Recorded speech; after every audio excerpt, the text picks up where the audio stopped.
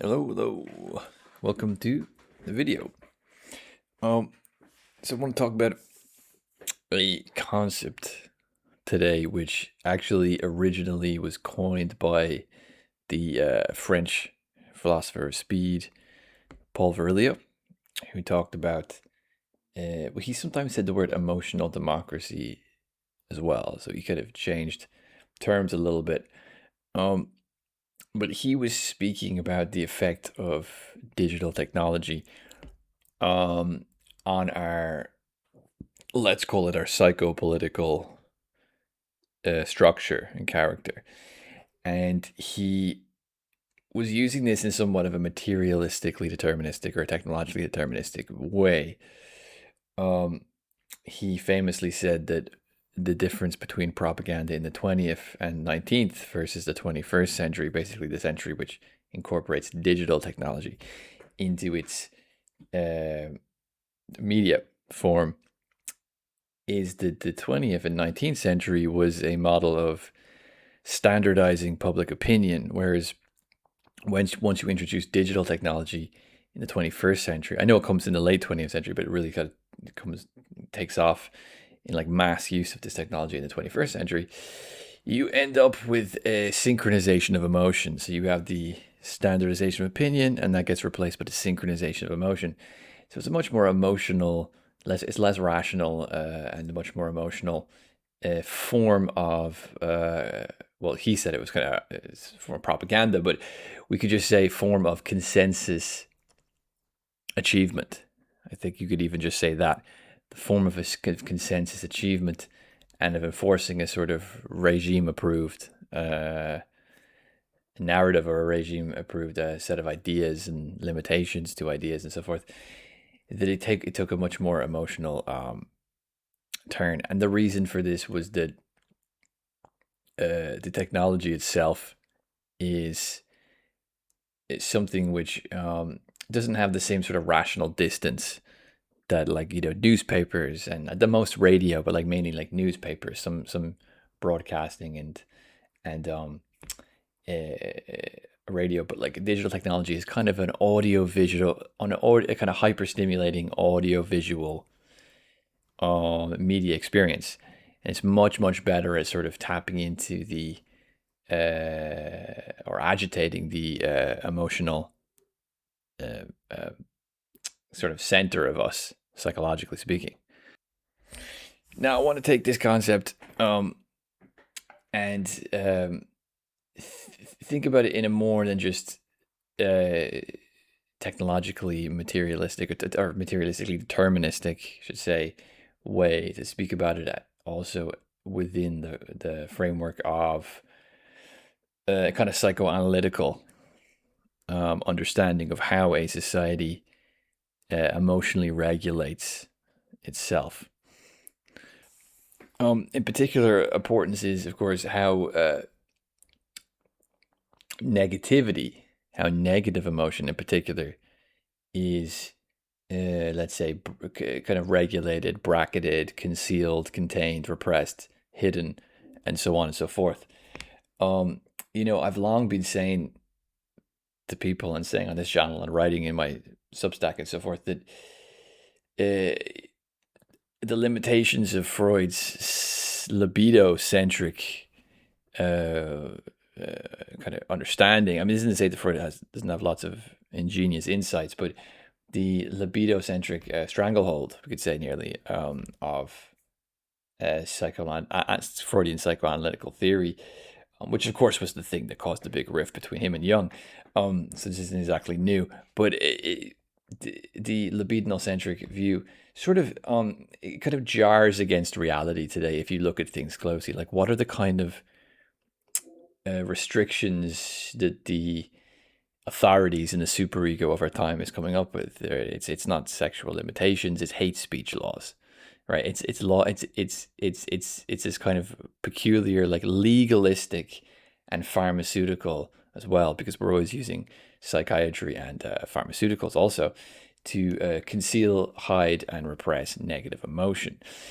Hate speech is literally what it's literally in the term. It's not really about speech. This is why the American model of free speech is very rationalistic and very liberal, it doesn't really actually pinpoint the actual problem here when you talk about these issues of populism and so forth. The point of these laws isn't to limit speech in the rational sense. The point of these laws is to regulate emotion. Um, the point of these laws is to stop negative emotion from spilling out into at least perceived and predicted and supposed actions which are like a threat to the social order and so forth.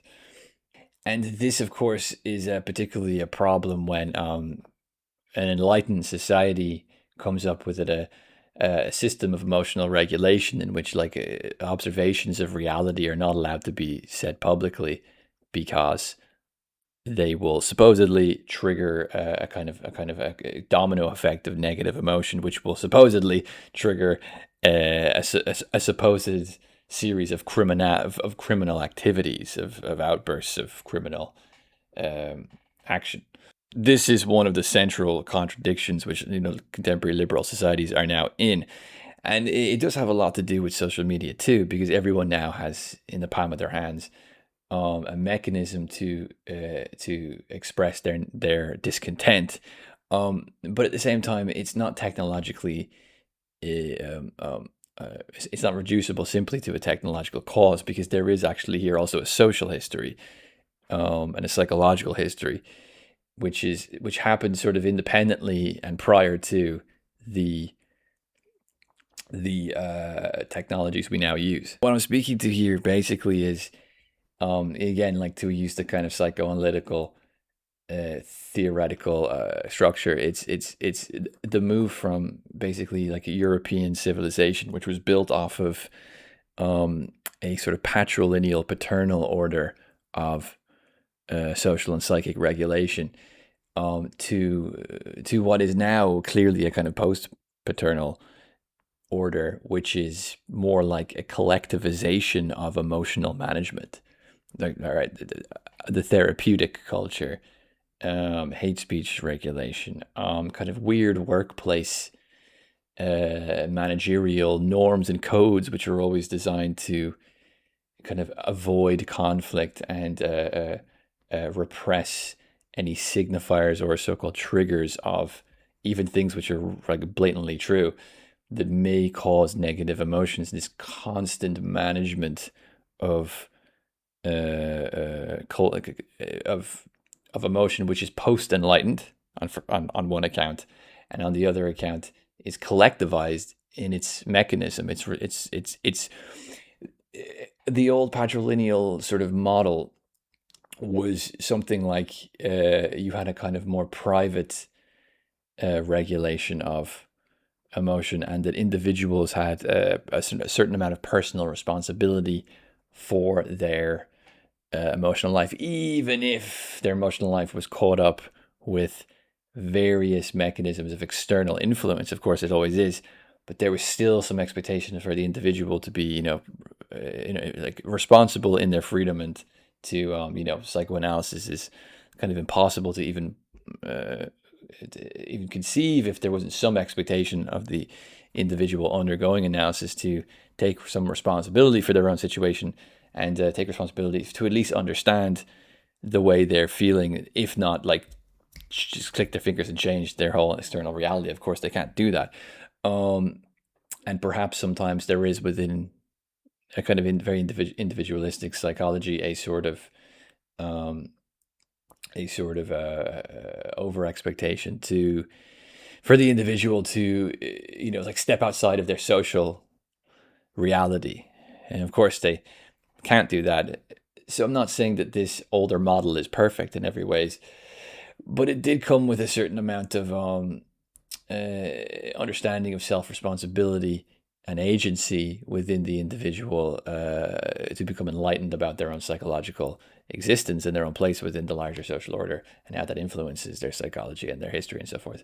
Whereas within this new sort of collectivized emotional management system, that doesn't really exist anymore. The individual no longer has any responsibility. They're just constantly in reference to a set of authorities who enforce codes which avoid which basically avoid any risk of negative emotion.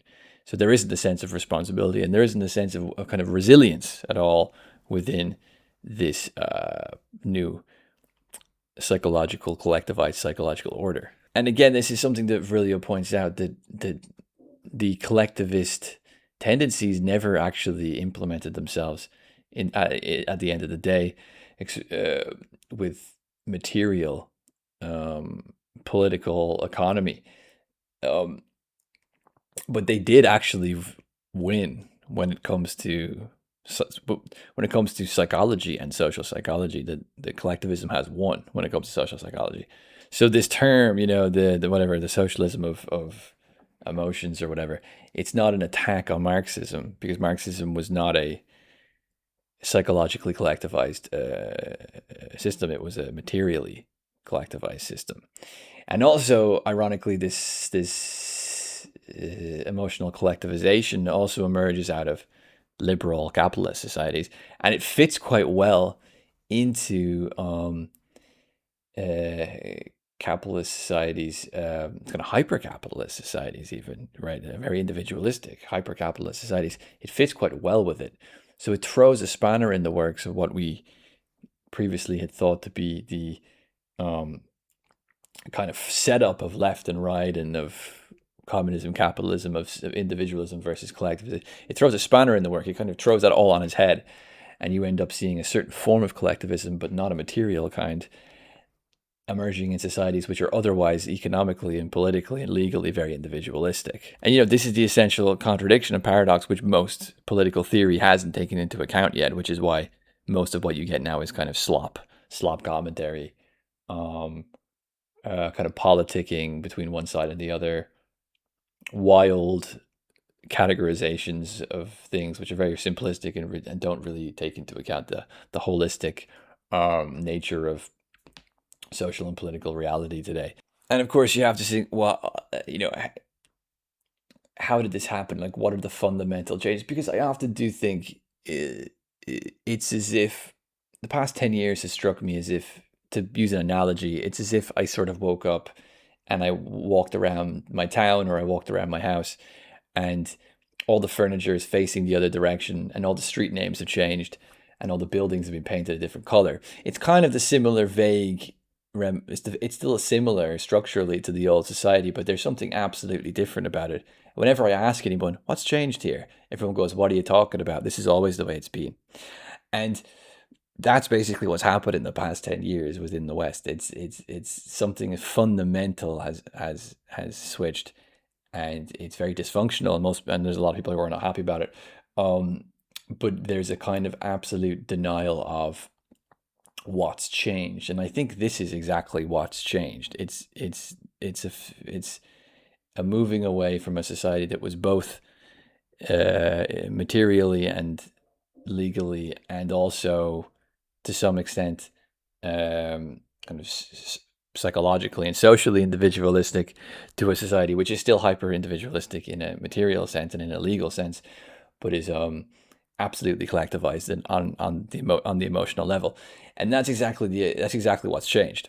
And that's why so many of us now feel sort of alien in this new reality. Something's changed. The furniture is facing the other direction, but no one admits that that it has. And I think the reason that no one will admit that it has is because the change has, as I said earlier, thrown a spanner in the works for everything that we have previously known regarding what is, left, right, collectivist, and individuals. All these sort of frameworks that we've used to understand our social and political reality have shown to be flawed, and I think a lot of people just don't want to address that. The other reason, of course, is that if you create a contrast, it's not a good contrast. I think, in many ways, this new reality of a collectivized emotional order, but a very individualistic political and legal and material order, really doesn't work very well. It's sort of denying elements of reality on both sides, and if you compare it to pretty much any other formulation, it doesn't come off very well. Like, it's really, really just immiserating in comparison to any other formulation, the previous society, which was more consistently individualistic and liberal, was clearly more functional and better. A society that was actually collectivistic in every way would also be better. It's like the two worst elements thrown together. It's just like a kind of cocktail of shit mixed in together. And there's an attempt to always withdraw from a comparative assessment of this specific model compared to older ones or other ones, and so on and so forth. There's also a rather uncomfortable discussion to be had about the changing. Now, this isn't exactly new, but certainly I think a kind of threshold of cultural feminization which has happened, because I do think that there's clearly something very effeminate about the collectivization of emotions. Um, there clearly just is. I mean, if you look at social media and so forth, and you know, I think one of the reasons this is because post-industrial capitalism is basically, it's so badly defined that we always say, well, post-industrial capitalism, so it's not industrial anymore. It's not attached to that old industrial order. But then what is it, right? It's like post something society doesn't tell you what it is. It just tells you that it came after something else, right? It doesn't tell you what it is. It's not a definition. And I would say that this society is basically fundamentally pharmacological and digital capitalism. It's pharmacological and digital capitalism. And I say pharmacological and digital, even though there still is obviously industries, and there's also finance, right? And there's many other aspects to it. There's little less leftovers of industry. There's finance, and there's all these other things. But the key aspects to it are pharmacological and digital. And the reason the key aspects are pharmacological and digital is because the pharmacology and the digital are basically now complete front and center to the task of social and psychic management. So the social and psychic management of the political order is so intertwined with these two specific industries. So okay, digital. Why? Well, digital. It's the media. It's the way we communicate. It's like everything. It's intertwined to everything we do now socially, and it clearly has a sort of destabilizing psychological effect. I mean, this is why countries are now banning social media. Australia is banning social media for people under 16. I mean, we wouldn't be doing this if it wasn't evident that these technologies have a clear detrimental, often psychological effect on the populations that have utilized them. Now, this isn't to say that these regulations won't be abused in some ways and there won't be opportunistic political censorship. Of course there will, but that doesn't mean that it's not in some sense necessary. That is very clearly true that the dysfunction that these technologies have caused is so bad that even very sort of politically unambitious capitalist societies like Australia will actually go and do something about it. Now, the other aspect here is pharmacology. And why do I say pharmacology? Because, well, it's a huge industry. It's one of the biggest industries in the world, in the Western world, probably all around the world at this point, so all the industrialized world. And it's also absolutely central to the emotional regulation of the world we live in. I mean, could you imagine tomorrow every single psychotropic drug was just taken off the market? Like tomorrow, it would literally be chaos. I mean, it should be chaos. Like because there's so many people now that use this stuff, that it would be chaos. It would be absolute chaos. So the point here is basically that these industries and these technologies have, in some sense, stepped in the place of the old patrilineal authority, which was to provide a space of emotional regulation. Now, what are the sort of key distinguishing characteristics? Like, why is this dysfunctional? Why do people say, well, what's the problem? If it works, it works. People take their pills. They are hyperstimulated by digital technology. If it works, it works. Well, there's a few things. One is that there's no such thing as sublimation within this new order, okay?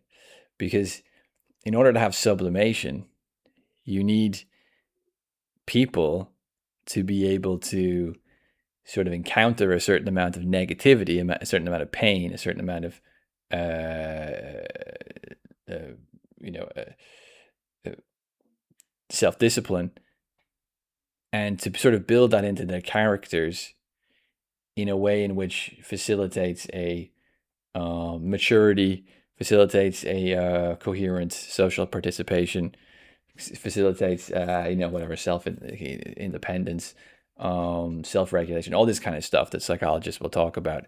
This is all pretty much impossible within this order. Hence the reason why countries are banning social media for young people, because they realize it's impossible. It's like literally impossible to turn your child who's a social media addict from such a young age. I mean, it's different maybe for people that didn't grow up in the digital era, they're older, but for the increasingly young ages by which people use this technology, it's literally impossible. It seems, to sort of turn these people into like individuals of any kind.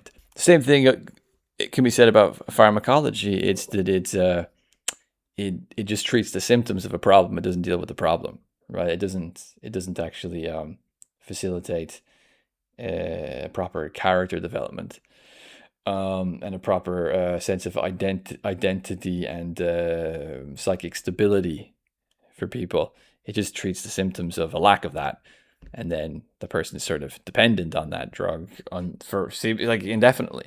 That's all that happens. Um, like even Jordan Peterson, of all people, has fallen into this trap. He's become a benzo addict. Like someone you'd think would know better, right? He's a benzo. Like, it's incredible. It's incredible just how many people are sort of have fallen into this industrial spider web, and are now sort of prey to the predatory biopolitical nature of it all. And one should, in hindsight, look at the theme of emotional regulation and realize that digital capitalism didn't come about as a kind of populist rebellion against the mainstream and so forth. Simply as that. There are aspects to that, of course, because it's a communication tool, and all communication tools are politically and morally very ambiguous. They don't really have like an innate attachment to a specific regime or something, right? Um, but or a specific ideology necessarily. But go back to what I said earlier, that Paul Virilio quote: "The change in propaganda has been the standardization of opinion to the synchronization of emotion." So there's a consensus creating tool, which is what these technologies are. So in that sense, even though they're so destabilizing for the development of individual character, they're very effective at collective psychological and symbolic control. They're very effective at that. So they have this sort of contradictory dual nature to them. On the individual level, they're awful. They will make your children stupid. They will make everyone an addict. They will destroy the capacity for sublimation and self-discipline, and your attentions will be sucked into a vortex of like industry fueled consumerist decadence, and your family will break down. Your kids uh, your kids, like maturity standards will collapse. Everything will go. It's terrible. It's terrible on like the individual level. But we saw this during COVID. On the collective level, this is a really good tool. It's a really good tool for moral hysteria, for panic, for spreading fear, for consensus, things which create consensus, emotional consensus, we should say, not necessarily logical consensus or classically political consensus, emotional consensus. So therefore, the emotional regulating systems, the consensus creating systems, are now in direct contradiction to the individual task of individual emotional regulation and character development and maturity and all these things which psychologists have been talking about for so long. A contradiction which has not been solved and doesn't look like it's going to be solved anytime soon. Now, of course, a system of collectivization will have authorities in them. So we shouldn't think of this system as being too egalitarian, even in a misguided way. It's not really too. It does come about of a kind of oligarchical, political and economic system, which is what we live in, right? It's an oligarchy. It's a kind of neoliberal oligarchy. And I made a video recently on the kind of, I called it the domestication of adulthood, but anyway, I took down the video because I got so many stupid comments. So for this video, I'll probably turn the comments off. In case you're wondering why the comments off, it's because anything to do with this topic, just the algorithm just draws in the biggest idiots who don't watch the video. I was accused of having a reactionary thumbnail, right? I was accused of having somebody commented and said, "I'm not going to watch this video because I don't like your thumbnail. Your thumbnail appears reactionary." I was like, okay, well, I have no idea like why you would bother commenting on a video you didn't watch just to say I don't like the thumbnail. Like this is basically like saying I have no attention span. And I want to sort of come up with a sort of seemingly intelligent and morally self-righteous reason for not having an attention span. So anyway, I'm turning the comments off in this video, and I'll probably turn the comments off in most of my videos from now on because the algorithm is such a problem. And normally when I just do very theoretical videos about like Carl Schmitt's theory on international law, or like Plato's Guardians, or whatever I know, or Paul Virilio, it's theory cell, and most people just don't watch or don't care, which is fine with me. But these sorts of videos about these more more kind of controversial issues to do with psychology or to do with culture and so forth, or to do with gender or whatever, it really drags in the biggest idiots on the internet. So I'm going to turn the comments off. So sorry about that. But anyway, a system of collectivized emotion still needs authorities.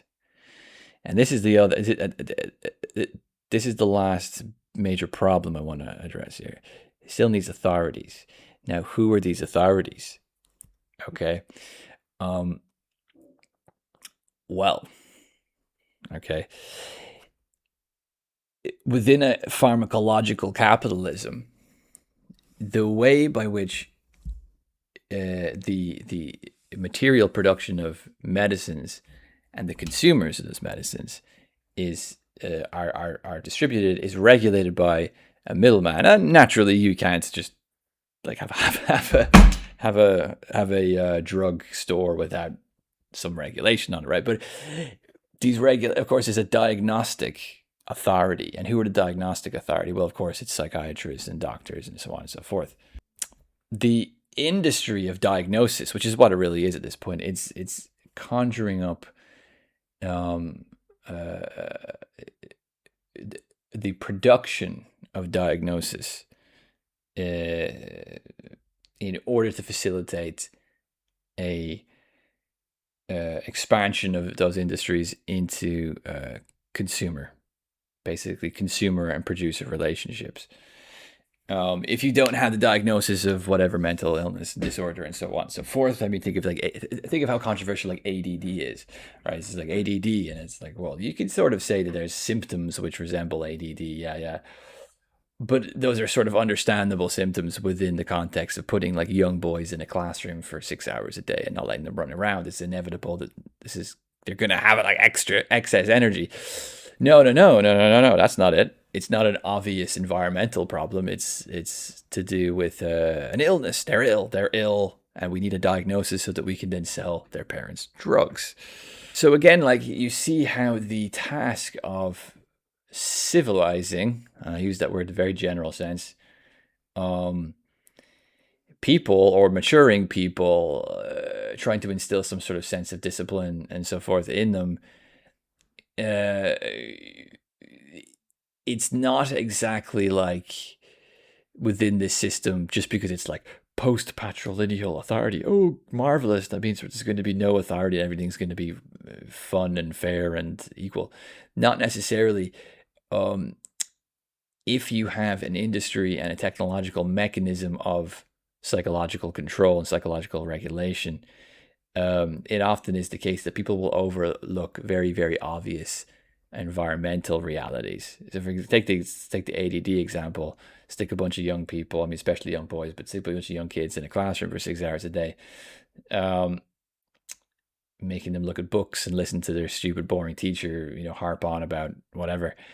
Um, it's there's such obvious environmental reasons why people would have excess energy and so forth that you can sort of overlook that, and you can say, well, these people are ill. These people are ill. It's not the environment, it's because they're ill, and therefore you can regulate them. So once you liberate yourself from the task of like more classical sublimation and psychological self-regulation and so forth, you don't end up with this like totally free society. You actually end up opening a door to much, much, much worse and stupider forms of control. And of course, these mechanisms of control have a certain amount of people that are interested in keeping that situation and profit from it and are empowered by it. And again, you see this within the really stupid relationship, which like the kind of managerial and like media systems relate to what we kind of, for lack of a better term, call populism. A democracy is somewhere that should be able to take negative energies and sort of use reason and social organization in order to sort of take some sort of truth value from that negative energy and use that to inform governance and inform other aspects of life. As a kind of community, like within democracy, there is a central communication of negativity, which is supposed to be an informative negativity, a mature negativity, a sublimated negativity.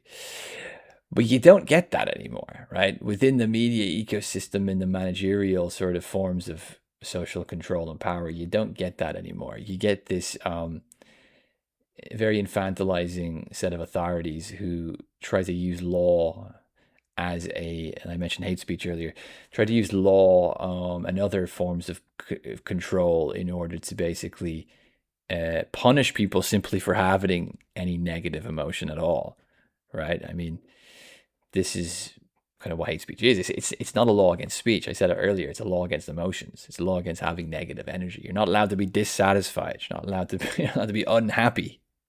It's like Zizek says, I would prefer not to. It's just a basic sense of negativity, even of disinterestedness, is now seen as a kind of defect or a kind of defectual tendency, or even maybe a crime.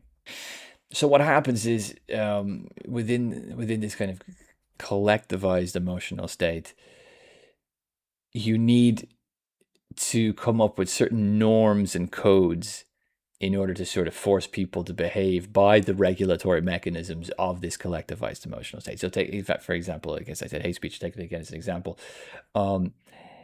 There are problems in society. The system does not want to address those problems. The alternative is just to sort of ignore the problems. So anyone who brings those problems up with a tone of anger is accused of triggering, a set of negative emotions which will spiral out of control and end the social order and will cause chaos and so on and so forth. So there's a kind of there's a set of codes which are constructed, which are designed around ignoring realities and problems, which are designed to criminalize those who address those problems or who even express a sort of intuitive emotional acknowledgement of those problems, which means that we're all supposed to be satisfied, happy, fulfilled, positive people. We're all in the consensus. We're all in the consensus. We're happy, we're positive, we're fulfilled. No problems for me. Not gonna complain about anything. Don't worry. And within this, there's also a transvaluation of the good. Um, a good person, or if you want to make it more psychodevelopmental, an adult compared to a child, or a good person compared to a bad person, is someone who doesn't have any negative emotion at all. They have no negativity. They're completely satisfied, and they obey all of the codes of collectivized emotional regulation. They obey it all. They're perfectly happy and satisfied. So you kind of get a kind of emotionally puritanical elite, who oversee our social psychological state all the time.